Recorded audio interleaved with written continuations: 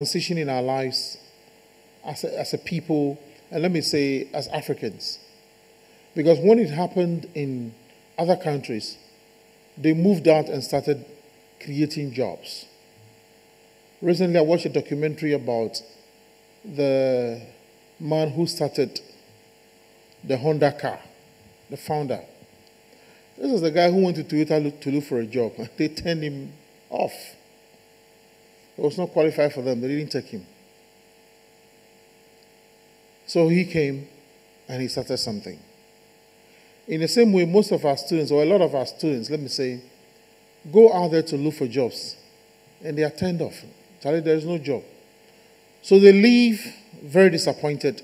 And some believe the only way they can really get a job or feed their families is by continuously writing application letters.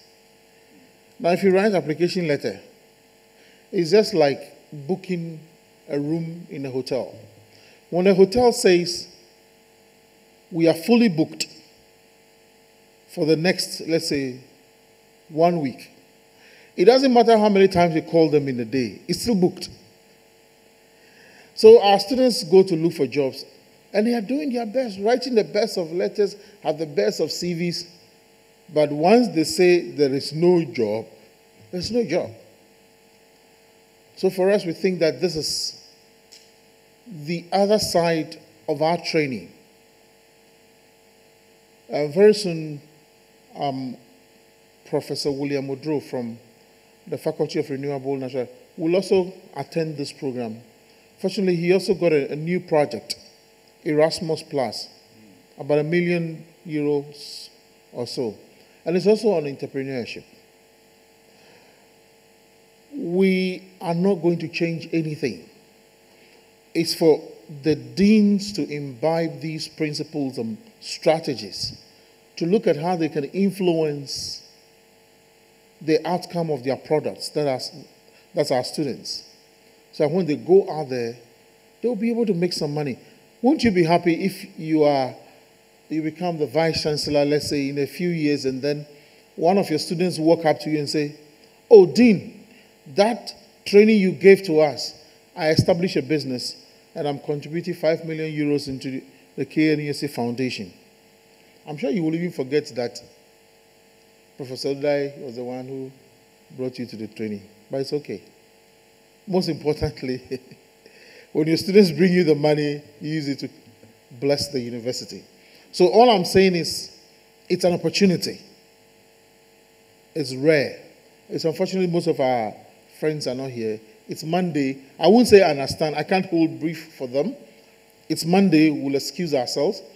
But in case they don't come, tomorrow we'll get new faces. As a good book says, when the king invited people for dinner party, most of them did not turn out. So he told his servants, go to the highways and byways. Bring them. Anyone you see, bring them in to come and enjoy the king's banquet. This is supposed to be for kings. In case they don't come, then we'll bring a few more other people. So, Hugh, you are very much welcome. This is the Kwame Nkrumah University of Science and Technology. You have your deans, directors, deputy registrars. These, I will say, are at the top. After the top university management, vice chancellor and provost, this is the next level. That is in the middle manpower of university management. So these are very strong people. And you trained the provost who came to your school, your institute. We sent the provost to Maastricht. So the provost, having done it, naturally, this is the next level. Who should do it? So we welcome you, and we look forward to really enjoying these 5 days with you. So without much ado, I think I'll hand over to him. He has his way to do the introduction. So you're welcome. Please come. Thanks, Sam.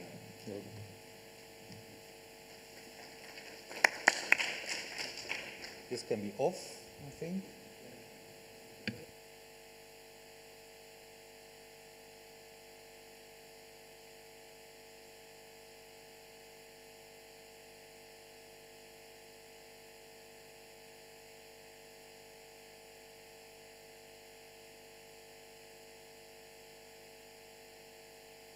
this works. Yes. Okay. Minutes. So, okay. Because I prefer to stand here. And particularly also the group is not too big, yeah? And it all works, so thanks. And thanks for the introduction, Samuel. And do I need to point somewhere? Oh. Yeah, I do. Okay. The schedule is already not completely correct anymore. But let's at least stick to the break times, yeah? So that is then, because also then staff has organized, of course, coffee and tea, etc. So we shouldn't confuse that. I would like to, and is there a clock? So I don't have the time with me. I realize, I need to, just a minute. Because I need to check sometimes the time, yeah? Okay, so we've got 3/4 of an hour. Okay. So I would like to just have a brief introduction now, and then we have the coffee and tea break. And then I would like to dive into the matter of really what is an entrepreneurial university. And I also bring in some cases from Europe, but also from Africa. In the afternoon, I would like to really focus on with you on why is it so important to really change. So someone already started with the issue of the employment of your graduates, but that we really make a mapping of what are really the challenges that you are in with as KNUST. So that's for today, yeah? So then at least that's clear. Oh, I shouldn't do this. So this is me. My name is Huub Mudde. I'm working at Maastricht School of Management as a senior project consultant and lecturer on institutional entrepreneurship. And I travel around a lot. I have to say that it's actually my first time in Ghana, but I've been visiting several countries in your continent already. Nowadays working quite a bit in Ethiopia, but also I'm active in Indonesia and also the Palestinian territories. And not so much, to be honestly, with technical universities, but much more with agricultural universities. And but that technology comes in strongly nowadays. I've been also involved in managing a leadership and management project for universities to strengthen, let's say, the higher and middle management of universities.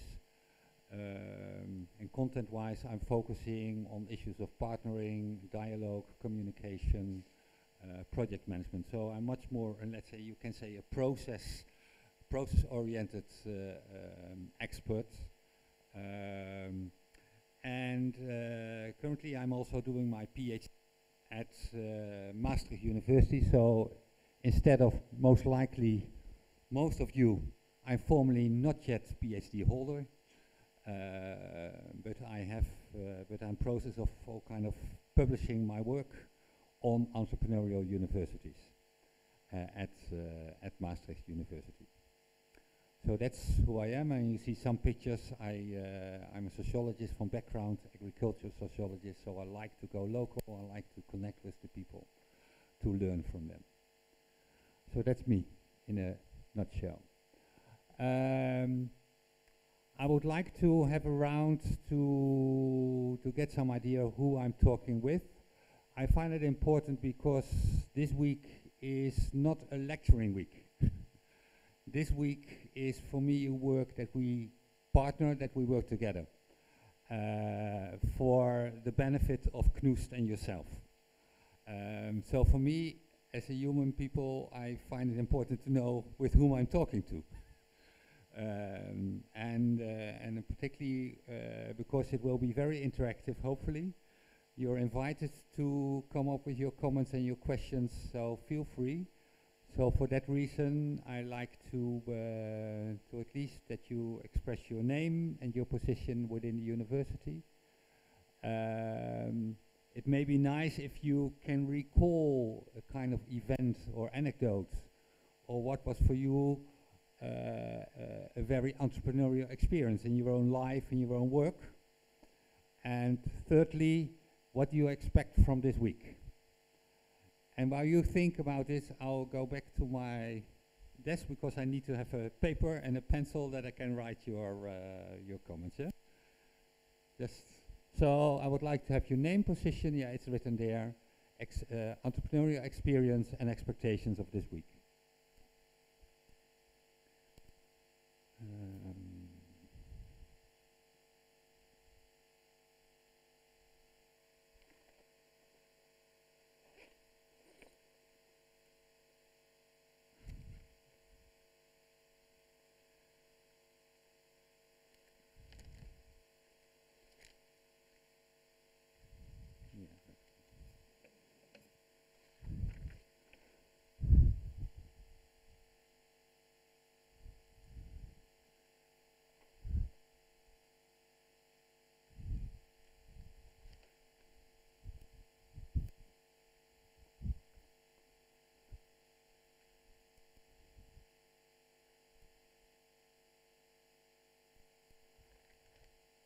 Ma'am, may we start with you?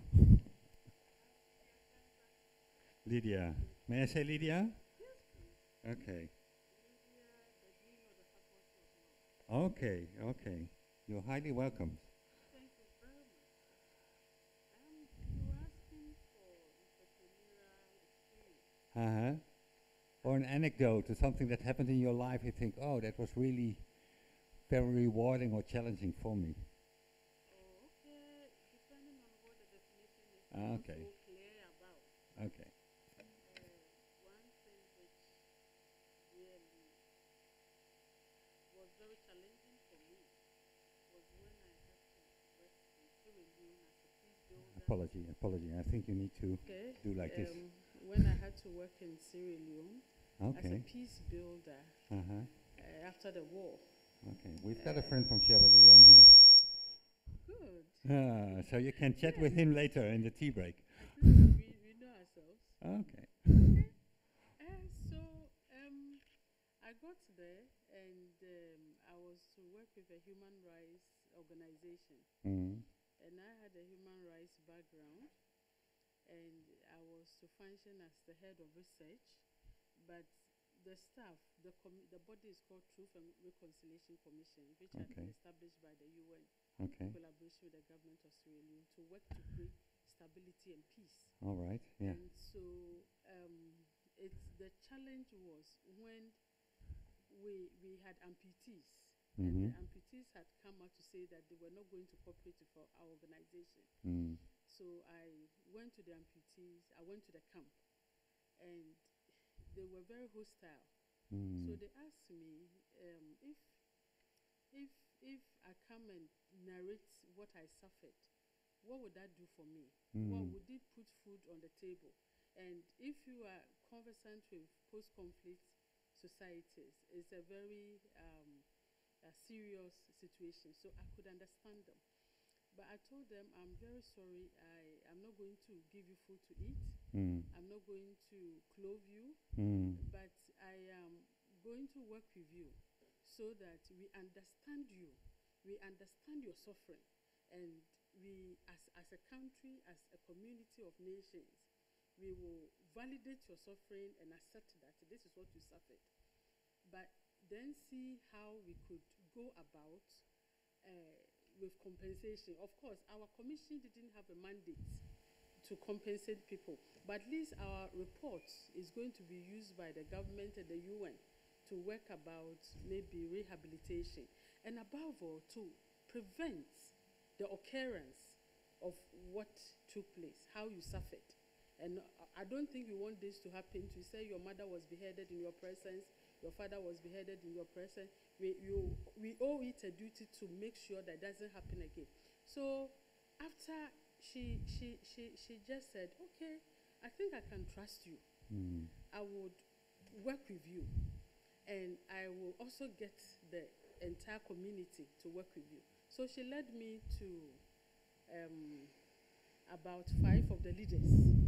We had interactions, and that same day they followed me to our office. I put them in a car, and when I went, we knew we had a breakthrough, because if we didn't have the amputees collaborating and participating in our work, the reconciliation and all the processes, it means that we would have failed.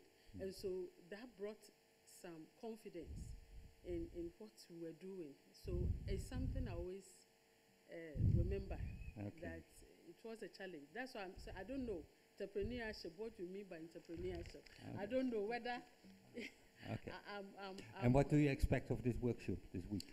Oh, this workshop, as the Dean of the faculty, I look forward to building a faculty, getting the necessary skills, whatever, strategies, to make my faculty an entrepreneurial faculty, in the sense that it has to matter.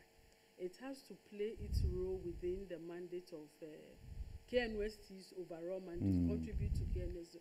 But I thought entrepreneurship, we are thinking of able to have resources, money, whatever. I don't know. That's why I'm a bit in the blind. I want to have a clear definition of what an entrepreneur is. We're just starting. But I want to make sure that my faculty is focused, it's already the best in Ghana anyway, but probably become the best in Africa and be counted among the best of all the law schools in the world. So give me the strategies and the skills.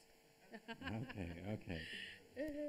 Thanks for your sharing your experience. Okay. And it was very nice because you said, the importance of also, let's say, leadership to be convinced and involved. So thank you. Okay. I think you need to press the button. Okay.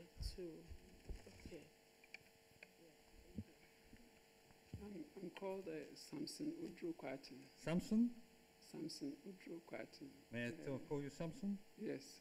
That I can remember. The Department of Civil Engineering.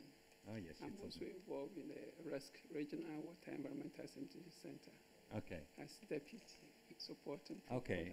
And do you have a brief entrepreneurial experience yourself, which you find challenging or rewarding? I think entrepreneurship, secondary school I did economics, and they will tell you you need land, labor, capital, and entrepreneur to go into business. So you realize that entrepreneur is somebody who has vision, maybe business ideas, and is able to implement the business, to make sure, we get profit. So it's all about making profit, going to business and making profit. Okay. So to go into business to make profit means that you need to look at your market. If the market means that you are going to sell your product. Are the market willing to buy your product? In our case, we are in a university. The industry, are they willing to employ our graduates? If we turn our graduates and they don't get employment, that means that we need to check the kind of product we are turning out into the market. And of course, we also need to look at how do we attract the students who are willing to pay. If in terms of relevance, in terms of what we deliver, if the people don't see value for money, we won't get the students who are willing to pay fees at the university. So I think that is also a key, trying to minimize our cost of production and also attracting students who are willing to pay fees to make us, so that at the end of it, we also get profits to continue whatever. And what's your expectation for this week? At the end of it, I want to learn more to add to what I know as a businessman. Thank you. Okay, thank you. Yes, my name is Boaten. Boaten. Yes, B-O-A-T-E-N-G. Yes, and I'm the Dean for the Faculty of Renewable Natural Resources.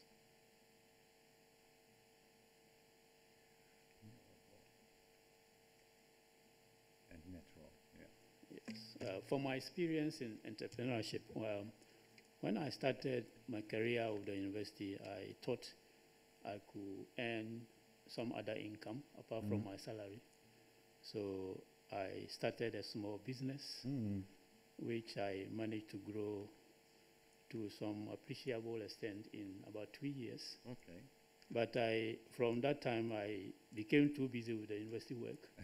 I didn't have time to supervise, and it collapsed. And then later on, I learned that I was just trying to repeat the mistakes of what other people had done. So that is so far how I've been involved in international attempt. Now for the workshop this week. It's very important to me because we are reviewing our curriculum. Okay. And one of the things we want to do is to strengthen that curriculum in terms of entrepreneurship. So I think that there is a lot to be learned from this workshop to support that process and to also share some of the ideas with my colleagues who are involved in this. Yeah. Okay, great. Great, Fontaine. Samuel, I know your name already, but still I think also for the group, and perhaps you have a good entrepreneurial experience to share. Thank you very much. I'm Samuel Odai. I'm currently the head of the Department of Civil Engineering and director of the Regional Water and Environmental Sanitation Center, Kumasi. Entrepreneurial experience. Growing up mentored by a mother who was into business and into textiles and supply of grains. We quickly saw the difference between a public servant like my father and a versatile businesswoman like my mother. So it all started when I was young. My big brother used to make, in our part of the world, we use metals to design something we put on coal fire to grill fish. So my big brother used to make it. So I decided to get into that business. That was when I was around 9 years or so. Very young. Because I lived in the harbor city, industrial harbor city. So there's a lot of fish.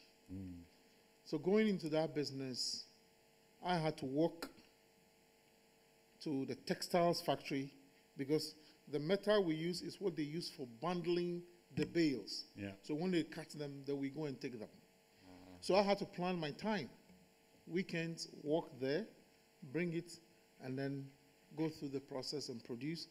And then when I close from school in the evening, I will take it to a big cold store where a lot of busy people are buying fish, and I'll go and sell. Make some money, give it to my mom to keep. Then I expanded the business by the age of 10. I was home once when my mother came with boxes of soap to give to our house help to sell. I said, Mommy, don't worry, the house help. How will do that? So I collected them.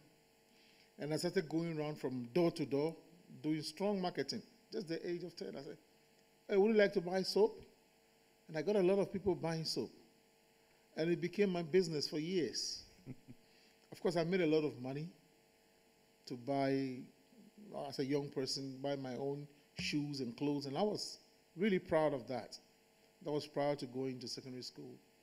So I continued with my entrepreneurial experience. Another one, nobody ever taught me, but I started designing and making shoes myself. So even in the secondary school, people would bring me their shoes, and I'll repair them for money. Nobody taught me. I just did it. So then eventually, of course, I wanted to be more academic, so I stopped doing things with my hand.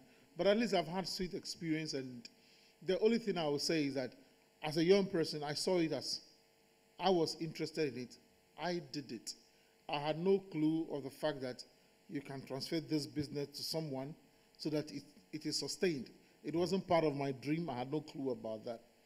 This week, definitely, I know there are opportunities for our students in our own country, because you look at Ghana now, for example, you see a lot of, excuse me to say, a lot of foreigners, Chinese, who are even mining some of the gold.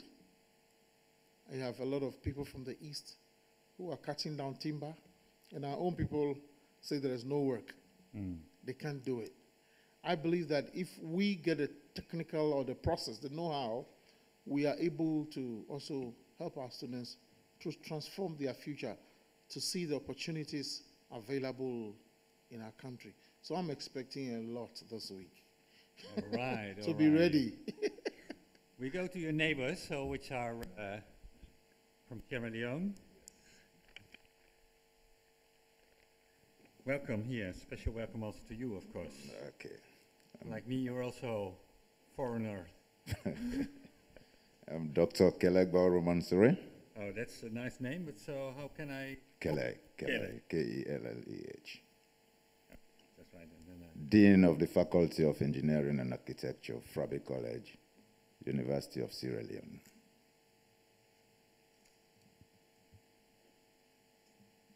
All right, you talk. Okay.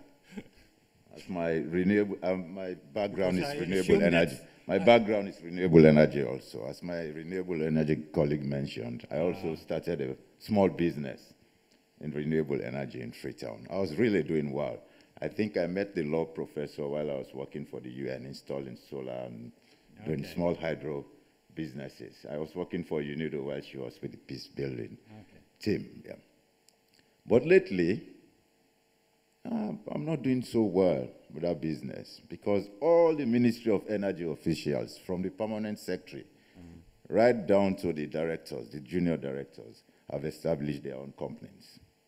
So all the projects, government projects, are assigned to those companies, to the companies owned by the energy workers. So private people are not really doing well in that direction. And it applies to all other ministries in different areas of development.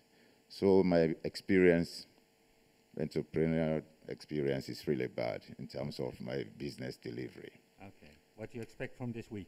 This week, the university, my faculty of engineering, just revised the entire curriculum. Okay. And we're now offering entrepreneurship across board, all engineering students. And the university is also working on a 5-year strategic plan. This plan will also include the introduction of entrepreneurship across all departments.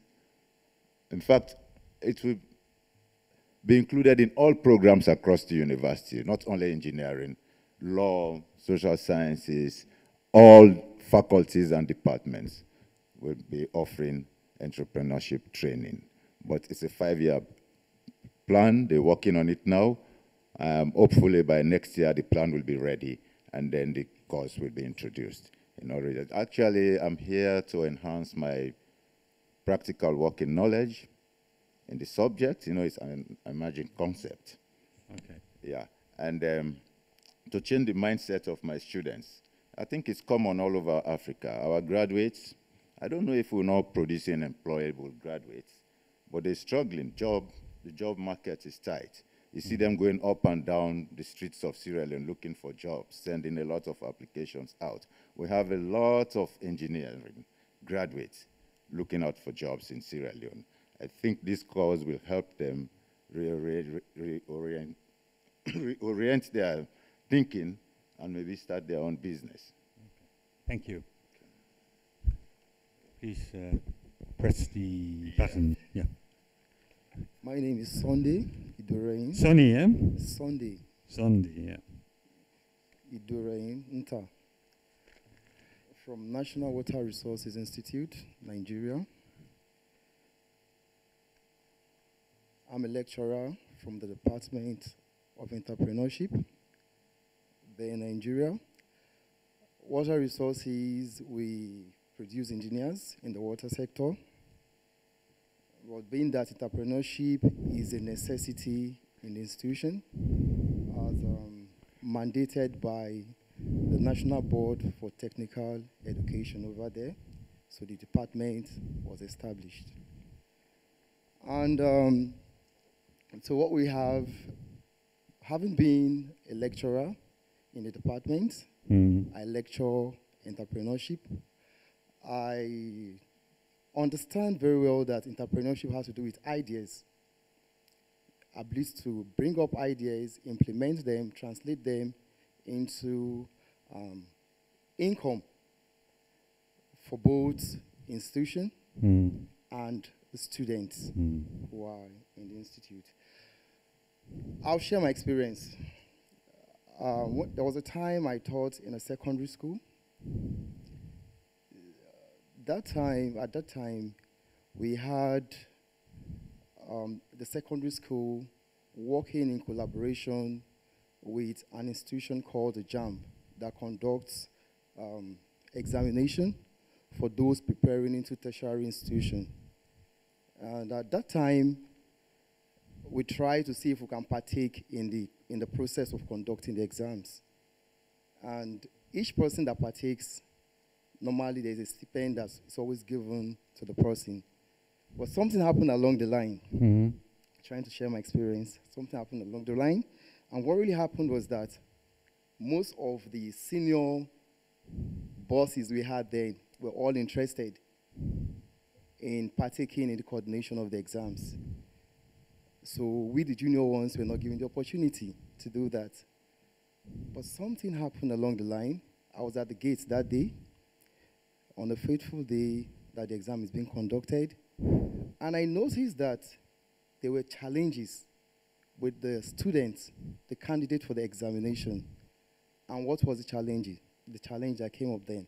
They were all expected not to go to the hall with their phones, bags, except writing materials. Unfortunately, for the majority of the candidates, they went there with their phones, some heavy bags, and all of that. And I just thought it wise and said, okay, what do I do? Being a staff in the school, I spoke to the security personnel there. I said, there's something I need to do in order to assist these people in keeping their properties, because they can't just keep it anywhere. No. And they said, go ahead. So I called some of them and said, okay, if you have to keep your phones, you keep your bags, there will be a service charge. And they said, no problem. And they paid as much as 50 naira then. At the end of the day, the income I was able to generate was far ahead of what those that were participating in coordination of the exam got. Now, it didn't stop there.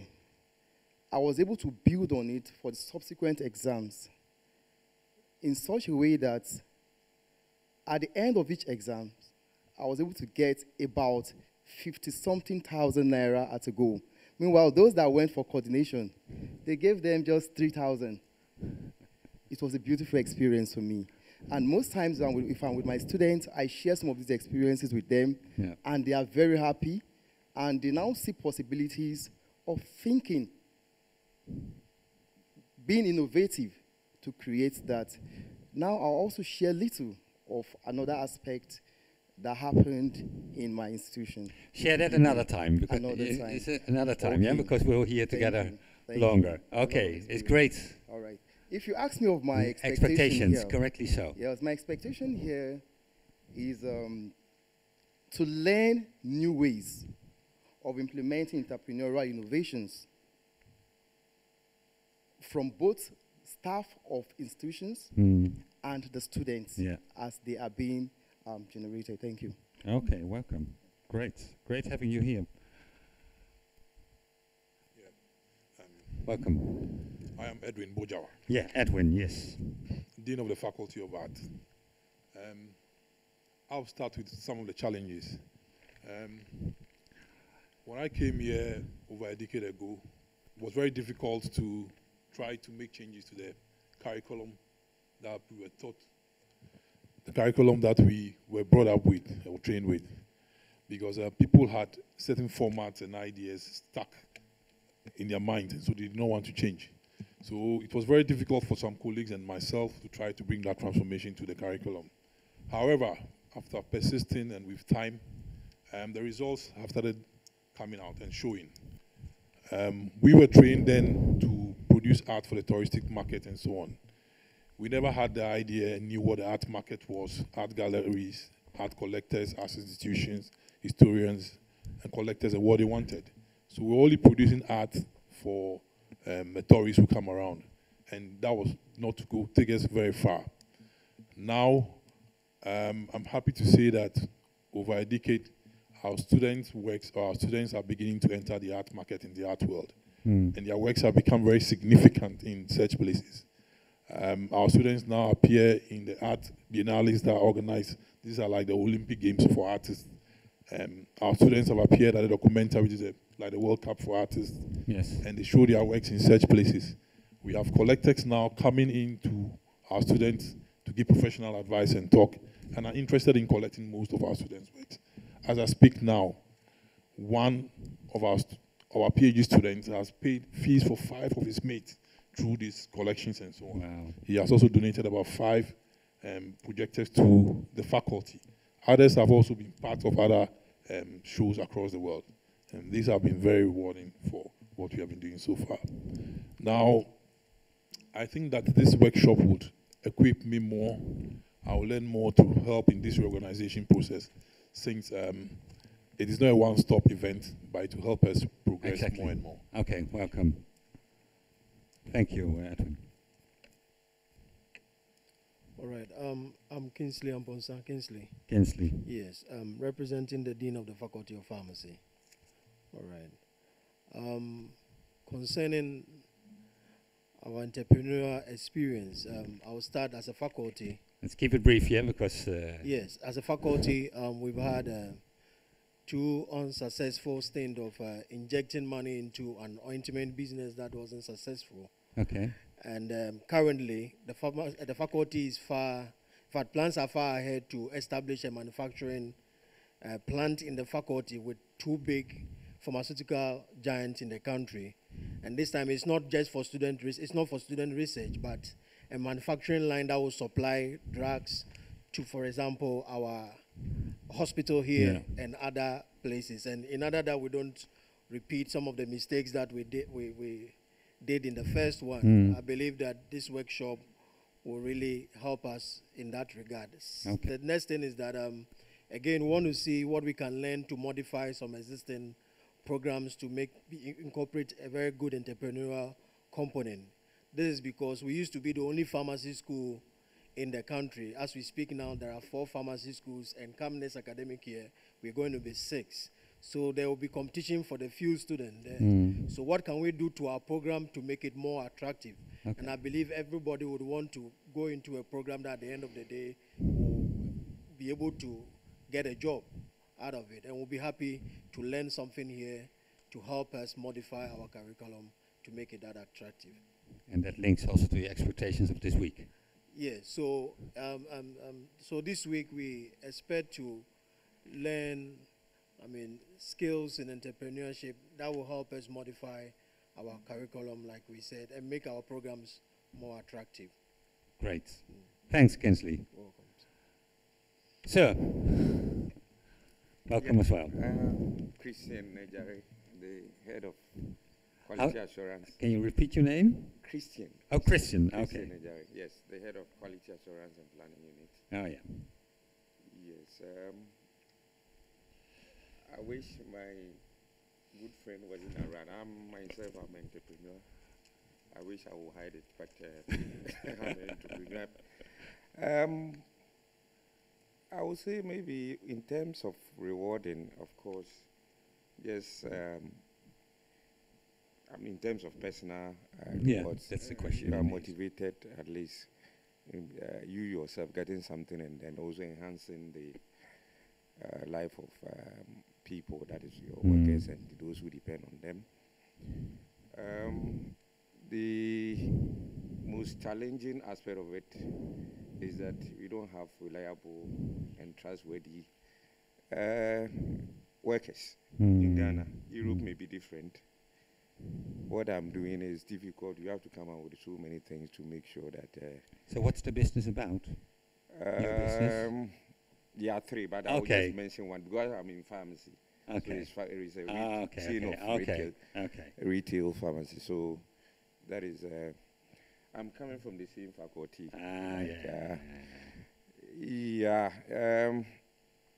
With my maybe let me share something small with the. I'm happy that we're having our leaders here, deans and those who matter. Because when we're students, both even a postgraduate and then the undergraduate, I will not even say much about that. The perception of people who have skills to develop, I would say, in Ghana, we say doing some small business while that person is a student was somehow weird.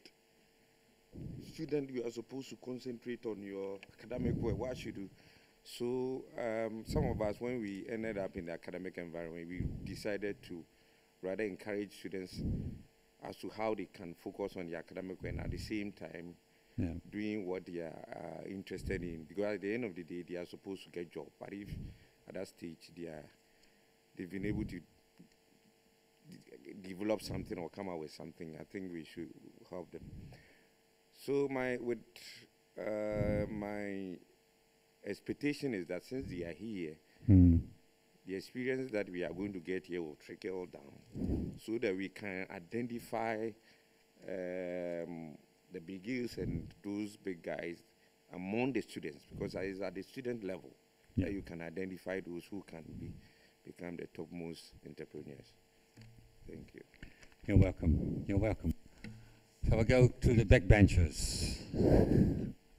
Also very important. Sorry, I first go to my friend here at my left hand. Tell me. I'm Kofi Akuhene. Okay, hi Kofi. Yeah, I'm representing the Dean of School of Public Health. Okay, clear. Do you have also a brief entrepreneurial experience to share? Yeah, I think basically the brief entrepreneurial experience I want to share is my ability to support a lot of businesses, more in the area of the health sector. Of course. Where the business were almost collapsing. I mean, to be able to revamp those businesses. So it seems so rewarding to me when I see these businesses now progressing. But what is so challenging is that, like he just said, the commitment from those employees of such businesses. Yeah. Then what I expect this week is that I want to learn more things or new things on entrepreneurship. Two, the school is here to introduce new postgraduate programs. The question now is that how can we introduce this element of entrepreneurship into these new programs, postgraduate programs we want to introduce? Okay, very clear. Thank you. Thank Kofi. Sir. Yeah, thank you. Francis is the first name. I'm a dentist and the Dean of the Dental School, KNUST. My entrepreneurial experience is from my background as a dentist. I was trained to understand that as a dentist, the profession is business. Then I came home after my training to be employed by the government of Ghana, who sponsored me throughout my training. So I realized that I had a job to do, and I was given a job by the government. So there was no way of going into private practice. All right. But with the background of my knowledge in dentistry as business, I bought a practice somewhere in the year 2000, thinking that I will not work for government forever. At the point I will leave and go into private practice. I couldn't materialize because working with government and at the same time organizing your private practice was difficult. So I left it hanging and asked an associate to find time, and we operated it together for a time. Okay. And then I took a job in Kumasi, and here am I. Rest is But history. after some time, I realized that it wasn't a wasted investment.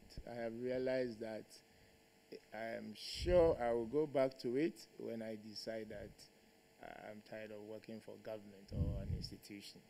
For my students, I But think working at Knus is for life, I've learned. Yes. So for my students, I think it's good.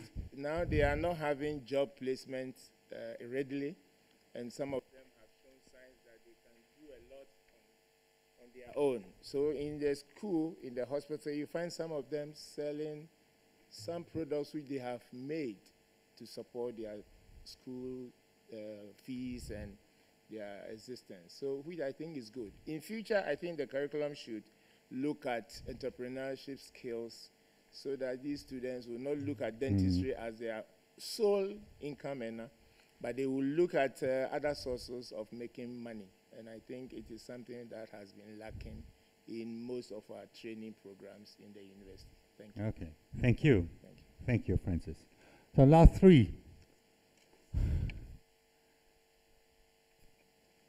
Thank you. My name is Vincent. Hi, Vincent. Yeah, I'm with the civil engineering.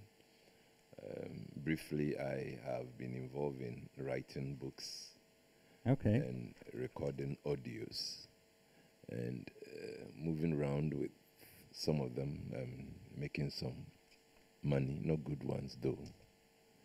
So I'm hoping that at the end of today's workshop, I'll get the skills so that those gifts and talents and abilities can really fetch some good money.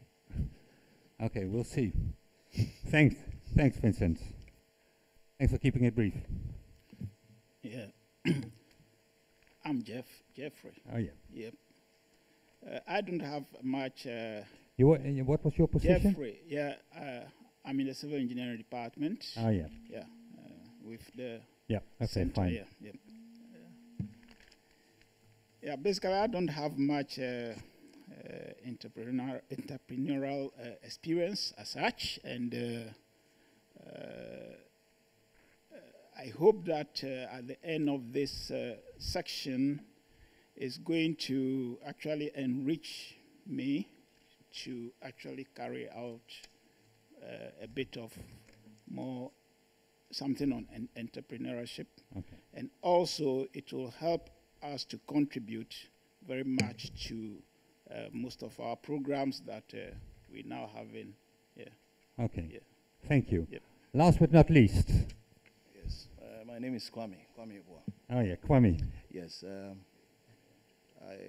What's your position in the I'm head of Investor Relations Office. head of? Investor Relations Office. Yes. Well, the experience I've had is similar to that of Samuel. Hmm. And I hope today they wouldn't say it was child labor.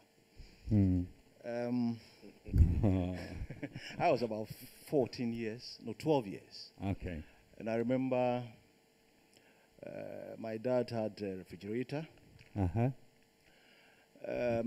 It was a kind of, he told me to sell water so that I can get some money. Initially, I didn't want to because I had colleagues who weren't doing that. Yeah. And carrying this thing on your head in the market, I felt wasn't, but Not I had your to. cup of tea. But I had to.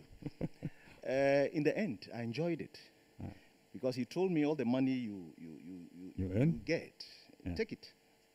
And I took it. And I remember buying myself a small box where I was keeping the coins. And at a point in time, I took them out and I was able to buy a polo shirt. And I was so proud to have done that. And he was also somebody who was into rearing animals. And at that time, we're all part of it. Yep. And I remember seeing him selling some of them for quite some substantial amount of money. So possibly if I hadn't had the opportunity to be working with the public service, I would have been doing something like that. The other experiences also have been interactions with students, people who have completed school, and how to make life work for them. I've shared ideas about how certain things could be done to make sure that they have something doing. And as I sit here, I have the plan to go into agriculture, even though it may be getting late, but I'll still go into it. I'm already in it.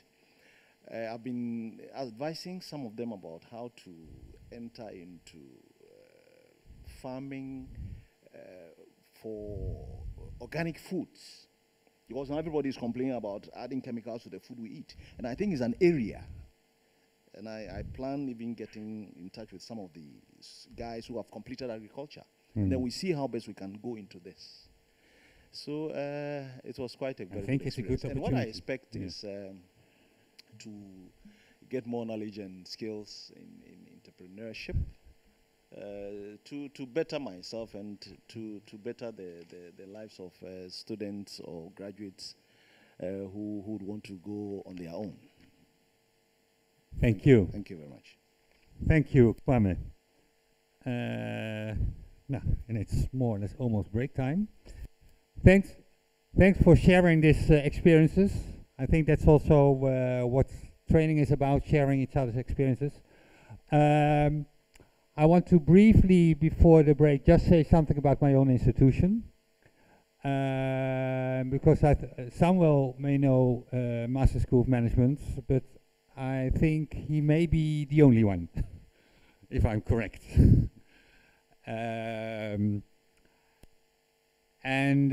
Master School of Management is, I put this because we are known as that we are a very global institution. We are not like you, a big university. We are really focusing on management only. Where we are existing now, I think 66 years, something like that. In our mission is really strengthening management in also developing countries and emerging markets. And many people, we have a vast alumni network. People know us because they have done their MBA or DBA or short course within our institution. And that's, I think that's also your provost have been at our institution for a short training course. Samuel also has been there. A big part of our business model is that we actually deliver our internationally accredited programs. Good morning, welcome. At other locations in the world. So that's why you see a lot of cities where we also work. So that's typically for my institution. And so we are focusing on postgraduate education and research. So that makes us our institution rather, you can say rather small, because we don't have vast numbers of bachelor students, which of course here also the overarching majority of your students are bachelor students, logically as at the universities. So we have a university status, but we are a management school as such, independent,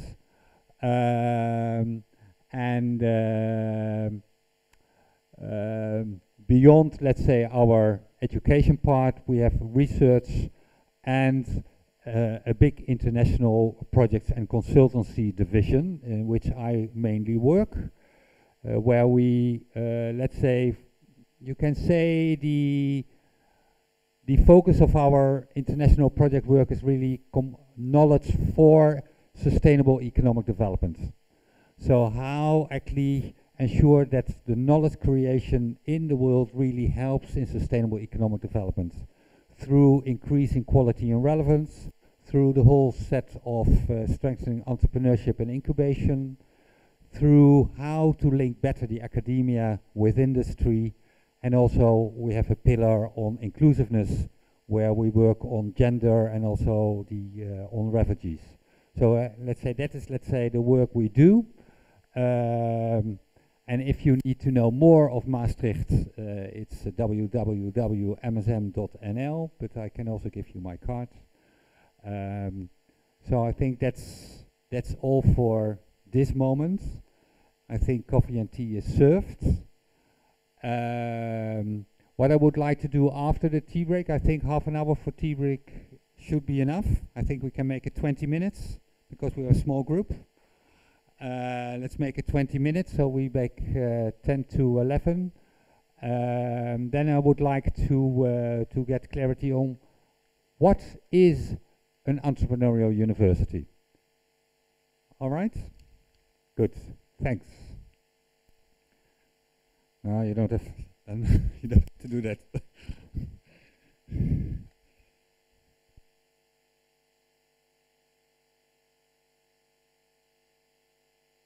Break outside is coffee and tea. So we'll be back at 10 to 11.